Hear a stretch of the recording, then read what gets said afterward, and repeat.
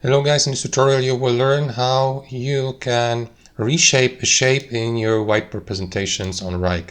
So let us guide you through this. So let me explain what I mean by that, guys. So let's assume, for instance, you're in your whiteboard presentation inside your Wrike space. Here, insert the shape by using that shape tool at the bottom. Let me go for rectangle, draw it with your left mouse. And now let's assume you're not content or you don't like the appearance of it. Like for example the aspect ratio, you may customize that appearance by left clicking into the given shape and by selecting edit pens line here in the top left.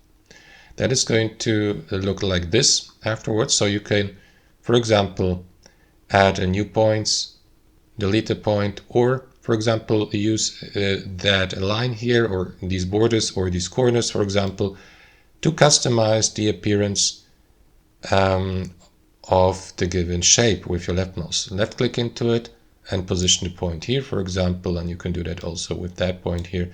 And as previously mentioned, you can add more points, for example, by selecting this tool, clicking into the border, and that is going to add another point so that you can now, we have changed that that shape here, that rectangle. Basically it almost looks like the state of Georgia, just flipped vertically. And you can add more of these points and that way customize the appearance. And you can do this of course also with other shapes. Let me show you how to do that with a circle. So again, click into it, select edit pens line, and then use these points here. In terms of curved lines, for example, you will see these handles here so that you may click into them and adjust the curving like this.